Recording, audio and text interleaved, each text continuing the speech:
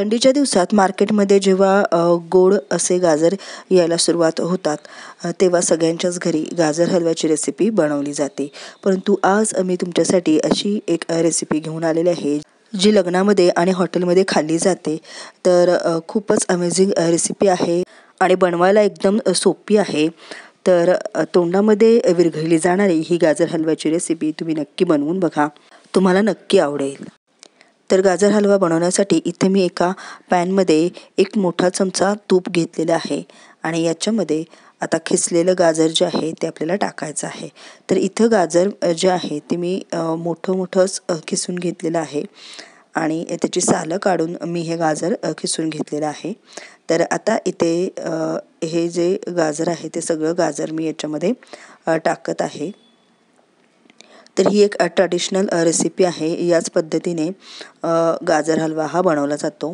आजकाल मार्केटमध्ये बऱ्याचदा डायरेक्ट कुकरमध्ये शिजवून हलवा बनवला जातो, याची रेसिपी दाखवली जाते। परंतु ही जी ट्रेडिशनल हलवा बनवण्याची जी रेसिपी आहे ती एकदम परफेक्ट आहे। या पद्धतीने जर तुम्ही हलवा बनवला तर मात्र एकदम चविष्ट असा हलवा बनतो। तर इथे 3-4 मिनटं मी हे गाजर या तुपामध्ये व्यवस्थित भाजून घेतलेले आहेत। आता याच्यामध्ये आपल्याला अर्धा वाटी दूध घालायचं आहे। तर अर्धा वाटी दूध जे आहे ते इथं तुम्ही रूम टेम्परेचरवरचं किंवा फ्रीजमधलं कुठलंही दूध इथं तुम्ही वापरू शकता। 2 मिनटं हे खिसलेले जे गाजर आहे ते व्यवस्थित आपल्याला या दुधामध्ये मिक्स करून घ्यायचं आहे। त्यानंतर याच्यामध्ये आपल्याला 2 चमचे साय टाकायचे आहे। तर इथे मी दुधाची जी साठवलेली साय होती तीच साय मी इथं वापरलेली आहे। साय वापरल्यामुळे एकदम चविष्ट असा हलवा बनतो आणि त्याला टेक्स्चरही खूप छान असं ग्लॉसी येतं। त्यामुळेच ही साय मी याच्यामध्ये टाकून मिक्स करून घेत आहे। तर व्यवस्थित याच्यामध्ये मिक्स करून झाल्यानंतर आपल्याला याला झाकण ठेवून एक 2-3 मिनटं व्यवस्थित शिजवून घ्यायचं आहे। तर मी इथे आता झाकण ठेवते आहे। आता 2-3 मिनिटांनी झाकण उघडून तुम्ही बघत असाल दूध जे आहे ते बऱ्यापैकी याच्यामध्ये ॲब्झॉर्ब झालेलं आहे। तर पुन्हा एकदा हलवून घ्यायचं आहे व्यवस्थित। यानंतर आता इथे आपल्याला अर्धा वाटी खव्याचा चुरा आहे तो इथं मी टाकलेला आहे। तर माझ्याकडे खव्याचे पेढे होते तर तेच पेढे मी याच्यामध्ये टाकलेले आहे। तुमच्याकडे खवा असेल तर तो घेतला तरीही चालेल आणि जर खवा नसेल तर इथे तुम्ही मिल्क पावडरचाही वापर करू शकता। खवा टाकल्याने हलवा एकदम चविष्ट बनतो आणि छान असं टेक्स्चर याला येतं। तर पुन्हा एकदा हा खवा जो आहे तो याच्यामध्ये व्यवस्थित मिक्स करून घ्यायचा आहे आणि त्यानंतर इथे आपल्याला अर्धा वाटी साखर टाकायची आहे। तर पेढे थोडेसे गोड असतात त्यामुळे इथं तुम्ही साखरेचं प्रमाण तुमच्या अंदाजाने घेतले तरीही चालेल। मी थोडंसं कमी गोड असावं त्यामुळे अर्धा वाटीला थोडीशी कमी घेतलेली आहे साखर। परंतु जर तुम्हाला गोड जास्त आवडत असेल तर मात्र इथे पूर्ण अर्धा वाटी साखरेचा वापर करायचा आहे।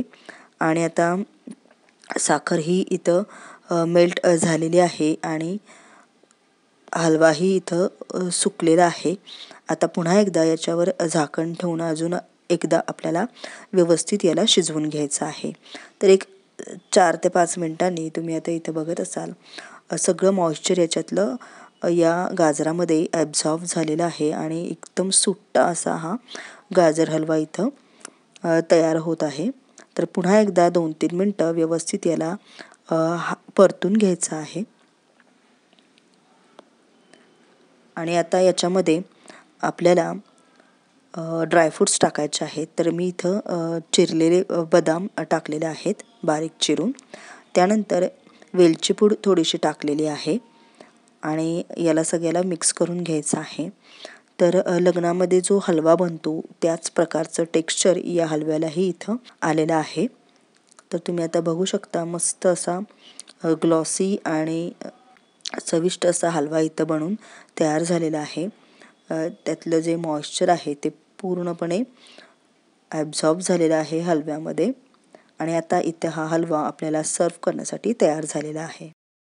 तर बघितलं तुम्ही हा हलवा बनवणं किती सोपं आहे.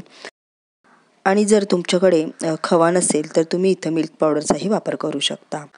हलवा सर्व्ह करताना इथे मी थोडे बदामाचे तुकडे वरून टाकलेले आहेत. त्यामुळे एकदम रिच असा लूक येतो हलव्याला आणि चविष्ट असा हलवा तुम्ही ही नक्की बनवून बघा. हा हलवा तुमच्या फॅमिलीला नक्की आवडेल. आणि सारिकाच देशी विदेशी पदार्थ या माझ्या चॅनलला जर अजून सबस्क्राईब केलेलं नसेल तर जरूर सबस्क्राईब करा आणि बेल आयकॉनवरही क्लिक करा. आणि अशाच नवनवीन चवी घेत राहा आणि पदार्थ बनवत राहा. पुन्हा भेटू एका अशाच नवीन रेसिपीसोबत. तोपर्यंत व्हिडिओ संपूर्ण बघितल्याबद्दल धन्यवाद.